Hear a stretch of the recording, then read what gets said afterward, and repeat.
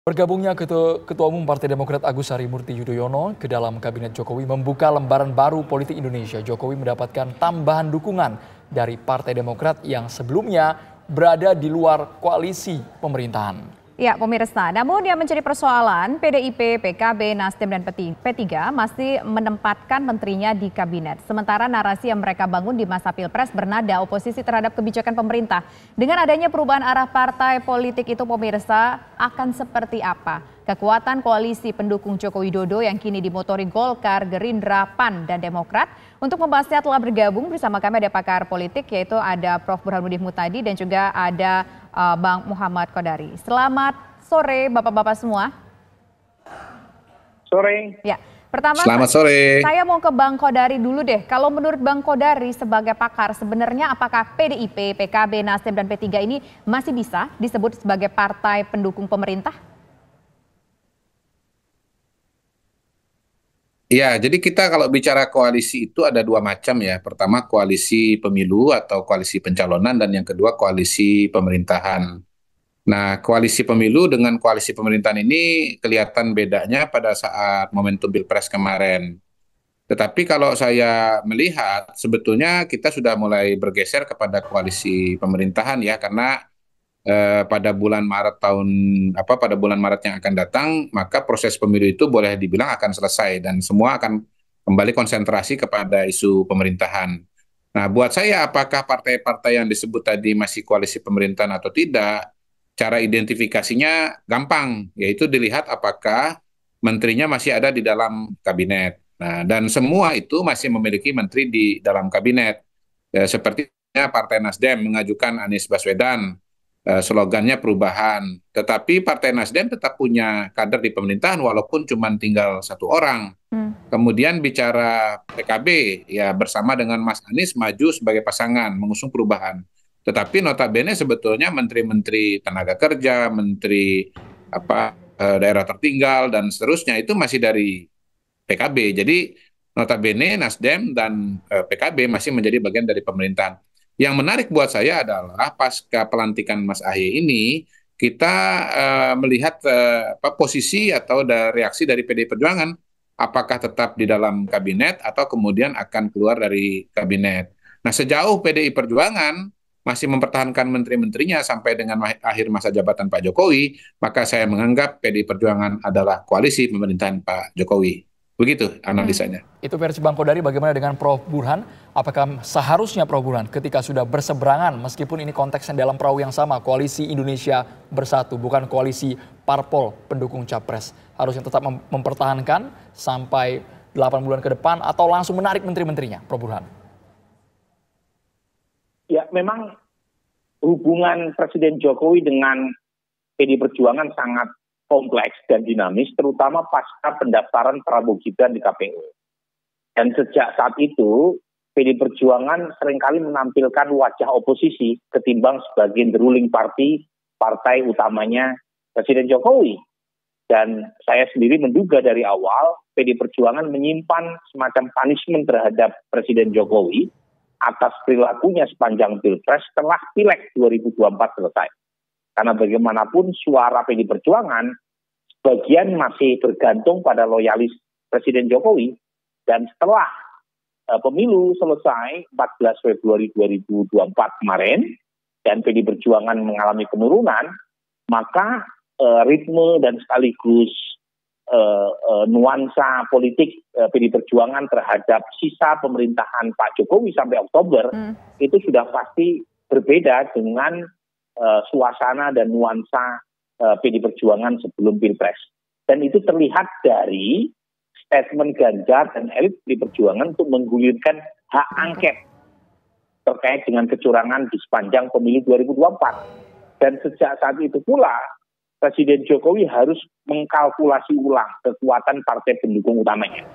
Yang sebelumnya memasukkan variabel PDI Perjuangan sebagai partai koalisi pemerintahan sampai 2024, tetapi ya harus direkalkulasi.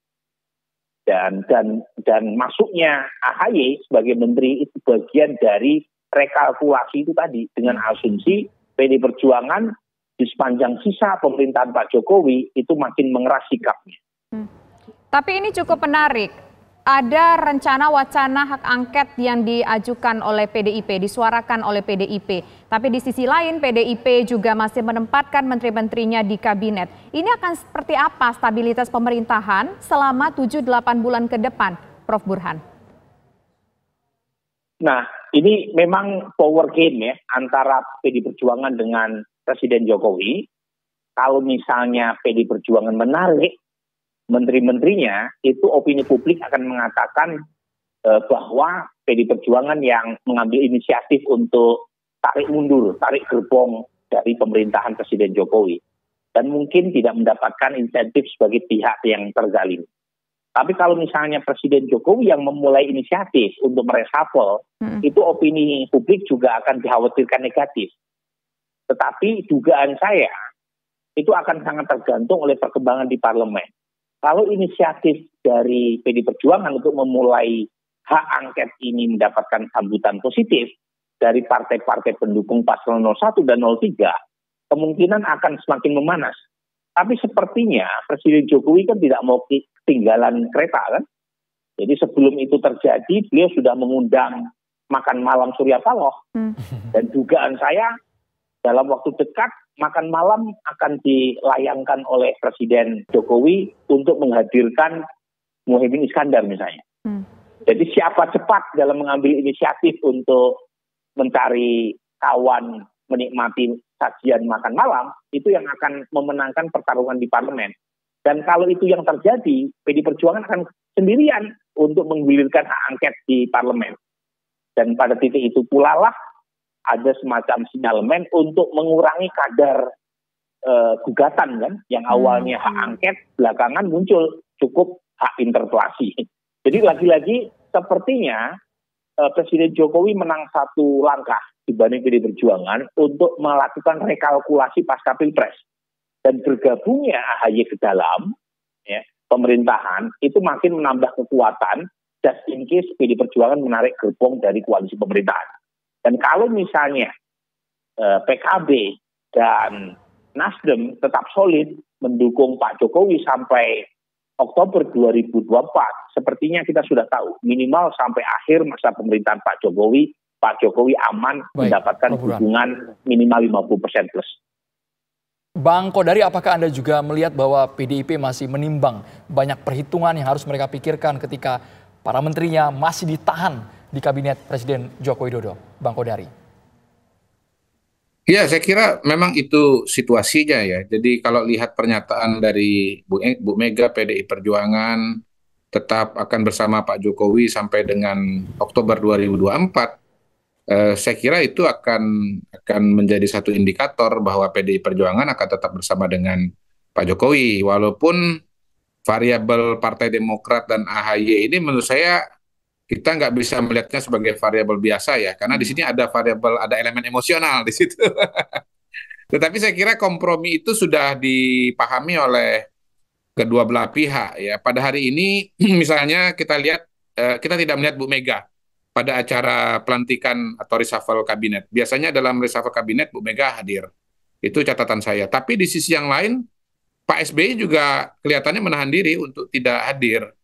Kalau ditanya kepada saya apakah Pak SBY ingin hadir atau tidak, saya yakin sangat ingin hadir karena ini peristiwa yang sangat penting ya secara politik bagi AHY, bagi Demokrat dan bagi Pak SBY, karena setelah 9 tahun 4 bulan, ini saya bisa persis karena mengutip Mas AHY, jadi dihitung betul berada di luar pemerintahan, sekarang masuk ke dalam pemerintahan. Yang kedua, ini adalah langkah politik penting bagi Mas AHY untuk bisa menuju platform politik yang lebih tinggi, katakanlah capres-cawapres. Per hari ini kita tidak melihat AHY sebagai pensiunan mayor, tapi ke depan kita akan lihat dia udah punya portofolio sebagai menteri. Gitu. Jadi sebetulnya kalau ditanya pribadi pasti Pak SBY sangat ingin hadir, tetapi Pak SBY kelihatannya menahan diri.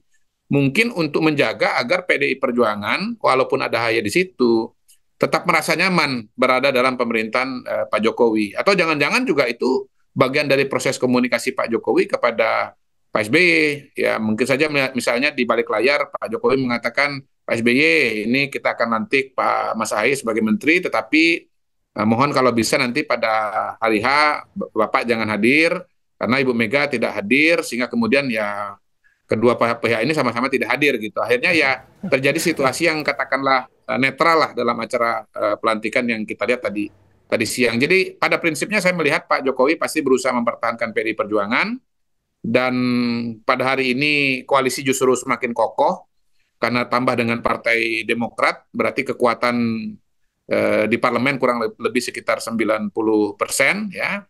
Dan tentunya kalau misalnya yang terpahit terjadi PDI Perjuangan misalnya keluar, maka kemudian sebetulnya udah ada penggantinya, yaitu Partai Demokrat gitu. Jadi saya setuju dalam permainan catur ini Pak Jokowi telah mengambil langkah inisiatif untuk katakanlah memperkuat posisinya dengan menaruh satu benteng yang namanya Partai Demokrat. Baik, tapi kalau kita lihat kan suaranya Demokrat tidak sebesar dengan partai PDIP ya Bang Kodari di parlemen. Nah, akan seperti apa kekuatannya kalau hal tersebut terjadi? Nanti akan kita jawab usai jeda berikut pemirsa. Kami kembali sesaat lagi. Ya, saya ingin menuju kembali ke Bang Kodari. Bang Kodari, kalaulah memang seandainya terjadi skenario Demokrat masuk begitu, PDIP keluar, tapi kan suara Demokrat di parlemen itu tidak sebesar suaranya dari PDIP. Ya, saya kira bisa saja terjadi kocok ulang lebih lanjut ya. Sebelum Demokrat masuk kan yang berada di luar pemerintahan adalah Demokrat dan PKS. Nah, PKS ini kan kursinya masing-masing sekitar 10%. Jadi kalau digabungkan 20%. Dan dengan itu maka koalisi pemerintahan Pak Jokowi menguasai 80% kursi di parlemen.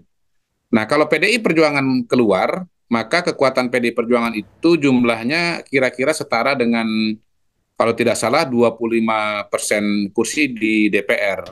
Dan kalau misalnya PDI Perjuangan berada di luar bersama dengan PKS, 25 tambah 10 itu 35%. Sisa 65%. Bukan mustahil keluarnya PDI Perjuangan akan dibarengi dengan masuknya PKS dalam kabinet Pak Jokowi gitu. Nah, kan ketika PDI Perjuangan keluar dari kabinet, maka akan ada sekitar berapa? 4 atau 5, bahkan mungkin lebih posisi yang kosong. Ya, kalau kita bicara jabatan formal di partai kan ada orang seperti Pramono Anung, ada seperti Yasona Lauli yang notabene memang anggota partai, bahkan struktur partai. Tetapi kan ada juga orang-orang yang dia asosiasikan dekat dengan Bu Mega gitu ya. Misalnya Sri Mulyani atau mungkin Pak Budi Karya Sumadi. Jadi keluarnya PDI Perjuangan dari kabinet itu bisa jadi akan menimbulkan banyak posisi kosong di pemerintahan, pos menteri yang kosong di pemerintahan, dan itu bisa jadi diganti dengan misalnya PKS dapat 2 menteri, atau misalnya Nasdem ya pos menterinya dikembalikan menjadi 3 karena sekarang tinggal 1. Jadi ya balik lagi ke depan, keluarnya PDI Perjuangan sebetulnya sudah diantisipasi dengan masuknya Partai Demokrat. Kalau PDI Perjuangan tetap di dalam, no problem ya. Tetapi kalaupun misalnya PDI Perjuangan keluar, maka angka minimum yang dipegang oleh Pak Jokowi adalah 65%, bahkan bisa bertambah kalau PKS masuk ke dalam koalisi dalam kabinet menjadi angka 75%. Begitu matematika koalisinya atau matematika politiknya pasca masuknya AHY dan ada resiko PDI Perjuangan keluar dari kabinet. Itu kalkulasi dari Bang Kodari. Tapi Prof. Burhan, apakah mungkin ini sebagai bentuk bahwa Presiden Jokowi ingin menunjukkan tajinya, memasukkan dengan komposisi AHY dan juga menggeser Hadi Cahyanto ke Menko Polhukam? Siapa tahu ke depan ada partai-partai yang tergiur juga dengan posisi yang sama. Mungkin tidak, Prof. Burhan, arahnya ke sana? Ya, begini, perilaku partai politik kita sangat promiskuus. Jadi mereka tidak punya rambu-rambu yang tegas secara ideologis untuk keluar masuk ke dalam pemerintahan. Umumnya kalau ada insentif dan peluang untuk masuk ke dalam kekuasaan, partai-partai dengan mudah menanggalkan semacam janji-janji programatik yang sebelumnya mereka keluar-keluarkan. Jadi saya sendiri tidak terlalu kaget ya. Partai Demokrat yang sudah sekian lama menarasikan perubahan tiba-tiba masuk ke dalam pemerintahan. Tetapi yang pasti dari masuknya Partai Demokrat ke dalam pemerintahan adalah hubungan dengan PDI Perjuangan makin tidak baik-baik saja. Karena jangan lupa Presiden Megawati ya itu juga punya hubungan yang kurang harmonis dengan Presiden SBY. Jadi ketika Partai Demokrat diangkut ke dalam kekuasaan, itu sinyal dari Presiden Jokowi kepada Ibu Mega bahwa Presiden Jokowi itu bisa mengajak Pak SBY sekalipun, termasuk Partai Demokrat, sesuatu yang dulu konon gitu ya, ketika ada rencana untuk memasukkan Partai Demokrat dalam skenario koalisi, itu ada resistensi dari PD Perjuangan. Dan resistensi itu sekarang diterabas oleh Presiden Jokowi ketika hubungan dengan partainya sendiri, yaitu PD Perjuangan mengalami hubungan yang memanas. Jadi masuknya Mas AHY ini sinyal kepada PD Perjuangan bahwa Pak Jokowi, tanda kutip ya, menyiapkan langkah yang berani sekalipun, just in case kalau misalnya PD Perjuangan mengambil cara untuk menarik menteri-menterinya dari kabinet. Udah disiapkan, kira begitu. Oke. Prof. Burhan, kalau dengan apa yang dilakukan Pak Jokowi menarik Demokrat ke dalam begitu, kemudian menurut Anda akan seperti apa respon dari PDIP ini? Apakah akan tetap mungkin berseberangan atau mungkin ya sudah bersamalah ada kompromi di sana dengan kondisi seperti ini? Yang jelas ini makin menambah panas tensi hubungan antara Presiden Jokowi dengan PD Perjuangan. Karena bagaimanapun kita tahu hubungan Pak SBY dengan Ibu Mega kan cukup panas dingin ya sejak lama. Nah sekarang Partai Demokrat menjadi bagian dari pemerintahan Pak Jokowi. Nah pertanyaannya bagaimana respon PD Perjuangan setelah Demokrat resmi menjadi bagian dari koalisi pemerintahan Pak Jokowi? Dugaan saya sangat tergantung oleh konstelasi di parlemen.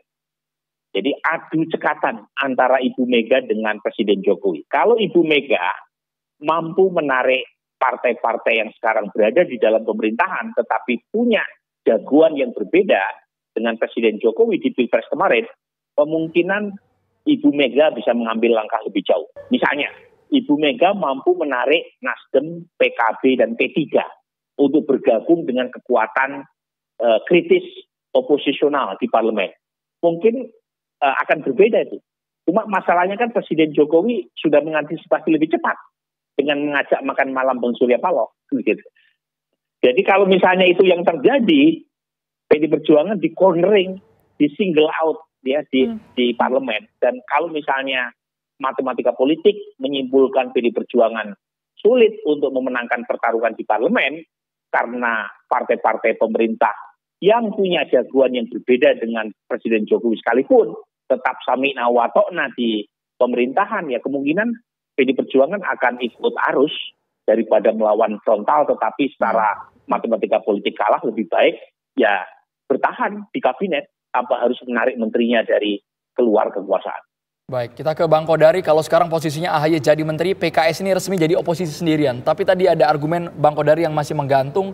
Bang Kodari meyakini bahwa PKS ini juga bakal bergabung dengan kabinet. Ya bukan mustahil akan bergabung di kabinet kalau misalnya PDI Perjuangan akan keluar. Tapi kalau PDI Perjuangan tetap di dalam, tentunya slotnya sudah habis, sudah penuh. Nggak mungkin PKS bisa masuk ke dalam, dan dari sisi Pak Jokowi juga tidak ada urgensi untuk itu. Pada dasarnya saya melihat bahwa Pak Jokowi itu menganggap oposisi itu memang perlu ya. Pertama tentu sebagai mekanisme checks and balances, tetapi yang tidak kalah fundamentalnya, Pak Jokowi pasti tahu dan menyadari bahwa tidak mungkin seluruh masyarakat Indonesia itu mendukung dia atau puas dengan dia. Sebagaimana tercermin dari hasil survei, tingkat kepuasan kepada Pak Jokowi kan sekitar 80%. Baik. Yang tidak puas 20%. Nah selama ini yang nggak puas di angka survei 20% itu, kok persis gitu loh, terwakili oleh oposisi di parlemen yang jumlahnya juga sekitar 20%. Itu. Jadi Pak Jokowi menyadari betul bahwa yang namanya ketidakpuasan ini membutuhkan bentuk penyaluran yang bersifat kelembagaan atau institusional, dan itu adalah DPR, dan itu adalah partai-partai yang tidak tergabung di pemerintahan. Jadi hemat saya Pak Jokowi itu nggak akan memaksakan untuk seluruh partai itu ada di dalam kabinet ya. Dan oleh sebab itu juga makanya kemudian waktu itu saya nggak percaya bahwa Pak Jokowi punya agenda untuk men-take over Partai Demokrat supaya Partai Demokrat bergabung dengan pemerintahan. Menurut saya cara berpikir Pak Jokowi itu nggak begitu gitu loh. Jadi ya Pak Jokowi tetap berpendapat perlu ada yang di luar pemerintahan, sehingga keresahan, ketidakpuasan, kritik atau apapun namanya akan tersalurkan di DPR dan tidak tumpah ke jalanan. jauh lebih berbahaya kalau tidak ada ruang penyaluran ekspresi secara formal seperti di DPR. Orang-orang yang merasa tidak puas dengan Pak Jokowi, ketika misalnya melihat ada kritik, ada oposisi di parlemen, sedikit banyak udah merasa terwakili tuh. Mungkin nonton di TV ya, lihat ada PKS, ada Demokrat atau siapapun yang oposisi kepada Pak Jokowi. Udah merasa terwakili sehingga dia tidak merasa perlu turun ke jalan sendiri untuk menyampaikan ketidakpuasannya. Jadi sebetulnya ya oposisi itu memang sehat lah. Karena apa? Karena tidak mungkin membuat semua penduduk Indonesia itu puas kepada pemerintahan apapun, termasuk pemerintahan Pak Jokowi. Demikian cara berpikirnya. Baik, terima kasih Bang Kodari, terima kasih juga Prof. Burhan sudah bergabung bersama kami di program Kabar Petang. Selamat sore semuanya.